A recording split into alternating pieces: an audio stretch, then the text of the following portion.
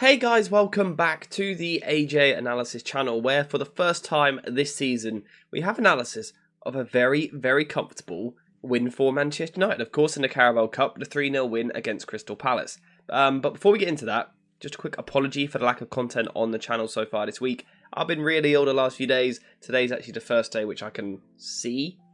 So, it's been quite hard to make videos while not being able to even see. So yeah, hopefully I can get back to making content.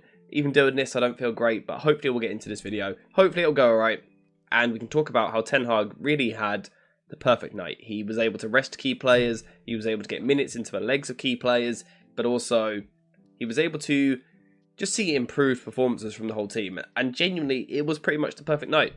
Roy Hodgson's Crystal Palace didn't really get close to United, so let's get into basically what happened. So before we continue into the video, a quick shout out to today's video sponsor, JerseyFifa.com, the home of all of the greatest football kits. Whether that be the new latest releases or the old classic ones like this, Jersey FIFA has something for everyone, and now you can check it out yourself using the link in the description down below. And also make sure to use code JerseyFifa for 10% off when you order. So what we normally do in these videos is go through the different phases of play of the football pitch and talk about how the team played in each zone and in each phase really. But in terms of in this match, we don't need to talk about the first phase at all because Crystal Palace put no pressure on the ball, particularly in the first half, certainly the first hour of the game. United had it very comfortable playing the ball up from the back. We talk about Onana's passing quite a lot. Wasn't needed in this game. All he was doing was playing simple, 4 or 5 yard passes to his centre-backs. United really dominated possession in this game, with Crystal Palace sitting off in a really narrow, compact 4-4-2 shape, allowing United to completely take control of the ball. So the question is, what sort of shape and what sort of approach did United use to try and break down this Palace side? Well, in terms of the approach they took, believe it or not, United took a really patient approach. A really patient approach on the ball, and that was great to see because we haven't seen that from this United team in a long time. And some of that was, of course, Sofyan Amrabat, his influence on the side, his ability to keep the ball, keep possession ticking over, keep things simple, being metronomic in possession. Of course, from left back in this game, and I think I might even do a whole video on his performance probably tomorrow. We might break down literally everything he done in this game and talk about that. Let me know in the comments if you would like to see it. But in terms of the shape that United look to use, we know they look to use patience, a patient approach on the ball, but they also use an interesting shape. Often a 3-2, at times a 3-1, but at times also a 2-3. And that really highlights what we saw in this game, constant rotations. So at times it could be a 2-3 like this. So Mason Mount and Hannibal are going to push higher up into the half spaces. We've got our 2 fullbacks either side of Casemiro, a pretty basic 2-3 shape like this. But there were also situations where this quickly becomes a 3-2, as Dalot drops a little bit deeper and Sofyan Amrabat inverts, but also it could become a 3-1 because Amrabat could then push further forward, Casemiro could play as a deepest midfielder. Now we've got more of a 3-4-3 diamond. But also, it wasn't just a rotation of shape, it was also a rotation of personnel. For example, at times Mason Mount would be the deepest midfielder on the pitch, particularly in the slightly wider position. At times Casemiro would drop between the 2 centre-backs and Dalot would fly forward. Something we saw more and more as the game went on was Dalot really pushing forward into the final third, getting either on the overlap of Facundo Pellistri or even the underlap to ask questions and cause problems for the Crystal Palace backline. But basically, this is where most of the game was played. United really controlling the ball in this zone. Now, I've got the numbers written down somewhere. 78 out of 81 passes for Amrabat. That kind of highlights what United were doing. Harry Maguire's passing numbers were also absolutely fantastic. Casemiro's were also improved as well. Casemiro, probably the best player on the pitch at the end of the day. I think still he had spells where he was trying to force the ball forward a bit too often. But what he had in this game was a lot of his passes were coming off a lot more than what we've seen in recent weeks. So at times he still needs to learn to slow it down, but at least in this game he was completing most of his forward passes, and that was really good to see because we saw during spells of last season that when he gets his passing on lock, he can be a very good forward passer. And we saw more of that in this game, whether it be kind of splitting Palace all the way into the feet of someone like Martial, or switching the ball out wide. United were asking lots of questions of Crystal Palace, particularly also when they switched to more of a diamond shape like this, because what it then done was created angles which Crystal Palace just couldn't deal with. You can see that when United were in more of a boxing midfield, the Crystal Palace double pivot, but also the 2 strikers, can go quite a long way to stopping them, because you can kind of go man for man. But the second that United used more of a diamond in midfield and were a bit more aggressive in their approach like this, suddenly the passing angles become a lot better.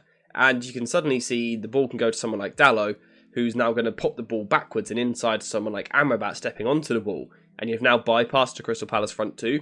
From here, United looked really good in terms of being expansive, playing the ball forward, getting the ball in towards dangerous areas. United were also able to progress the ball out wide to the wingers, because Crystal Palace was super compact. This ball up the line to the wingers was always on. But what we saw from Facundo Pellistri and Garnacho, I thought, in this game, was a real safety-first approach, which actually isn't something that we typically expect of them. One of my biggest praises of the two players is that they nearly always look to be direct and go forward, especially in the case of Garnacho. In this game, though, they were really safe. Now, I haven't got too much to say on that, but I thought it was just an interesting observation which I kind of picked up on. And it'll be interesting to see if that is something that we see more of moving forward as they develop, mature, get a little bit older, but also as Ten Hag kind of has more of an impact or an imprint on the way that they play. So I thought that was a little interesting thing. But in terms of, the general pattern of the game, we can see that United were completely in control, controlling possession. Importantly, keeping the ball with someone like Amrabat playing really well. Mason Mount was really good on the ball as well. Harry Maguire was absolutely brilliant. The question was, how do United turn this slow, steady, controlled possession into threatening attacks in the final third? And the real way that United looked to do this was basically by using a really good football principle, which is to switch the ball, because the ball moves faster than what a human can. So what United looked to do was get the ball on one side of the pitch like this. You're going to drag Crystal Palace in their really narrow 4-4-2 shape. So you're going to drag them all the way across to this side of the pitch, where we've now got Amrabat dropping in. We've got Mason Mount dropping in. At times it could be Casemiro in this position, dropping to get the ball. It could be any of these three. It could even be Harry Maguire. Any of these four players are good long passes of the ball. So they're able to drop into these positions and then switch to play. And this is what made United really, really dangerous, was the use of the long pass. Harry Maguire completed a lot of his long passes, Amrabat the same, and also Casemiro. Switching to play is such an effective way of beating low blocks. And it's something that United have to do more, particularly when you face the narrow 4-4-2. It's a really good way of expanding the play and hurting the opposition. So it's really good to see this from United. Hopefully we see it more moving forward, because it was this which kind of got United moving forward and moving into a good place in the game. Switching the play out to Facundo Pellistri, you could then get the underlap of Diogo Dalot, or it could be Dalot even receiving that first pass. He could be the one receiving the diagonal ball. But now what United can do is get their front five of Garnacho, Hannibal, Martial, Pellistri, and now Dalot up against Crystal Palace back four, which is obviously an overload, which is important. It's the 5 versus 4. United do have superiority in this area. But also the fact that Palace have been dragged over so much, it's actually very quickly a 2 versus 1 up against this near side fullback. So rather than the spare man actually being at the back, the spare man is inside, which is really dangerous because Mitchell naturally kind of has to come across to close this wide area. And this is when you start to get spaces opening up, because Richards doesn't know, should I be on Martial or should I be on Facundo Pellistri? It just starts causing problems, and Crystal Palace basically, for the first hour of the game, didn't really have an answer to it, and it allowed United to pretty much blow Crystal Palace out of the water. And we can look at the first goal, because the first goal summed it up perfectly. This is the football which Ten Hag was looking to play. So on this occasion, Mason Mount is the deep midfielder for United. He's picked the ball up on the left-hand side. We can see Crystal Palace in a really narrow 4-4-2. We can see it here. Mason Mount is going to switch the ball out to Facundo Pellistri. It's literally a perfect switch. It's pinpoint. Now we can see that United, though, have a front five. And if you count the Crystal Palace defenders, we've got 1 here, 2, 3, 4. Crystal Palace have a back 4. United have been able to generate themselves a front 5 with Diogo Dalot here going on the underlap. And Dalot is the key man. Facundo Pellistri does well, holds the ball up, spots Dalot on the underlap, breaking forwards into the penalty area. Dalot does well, carries the ball towards the byline, and then a cutback, utilising the spare man, to Garnacho, who has a pretty simple finish into the back of the net. Ten Hag football. This is the exact sort of goal which I think we were all expecting to see when he first came into the football club.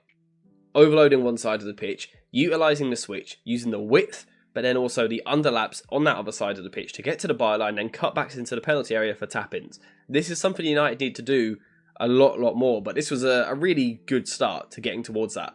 Hopefully now, having beat Burnley with a bit of a scrappy performance, then a comfortable result last night.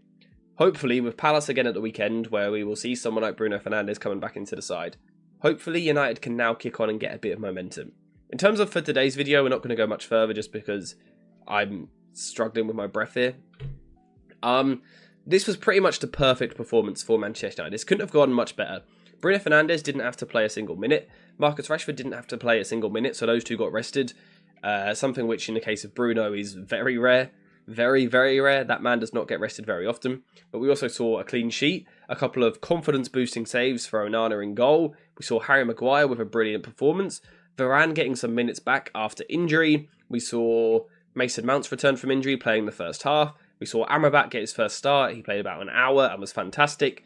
So we saw players kind of being prepared for their return. But we also saw Garnacho and Facundo Pellistri getting a start. Martial getting a start and a goal. It was literally pretty much perfect. I think the only way it could have gone better is if when Rasmus Højlund came on late on, if he could have grabbed a goal to make it 4-0, probably the only way it could have gone better.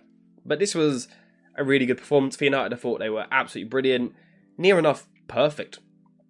So yeah, that's all I've got to say for today's video. Again, apologies for the lack of content recently, and apologies, this is a short video. You can see how rough I look.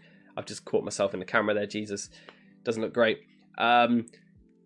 Yeah, I'm really feeling it, so I am going to leave the video there. So thank you guys for watching. I hope you have enjoyed it. Hopefully the content will be back properly soon towards the end of the week. But apart from that, thank you guys for watching. Hope you have enjoyed it. And as always, I'll see you in the next one.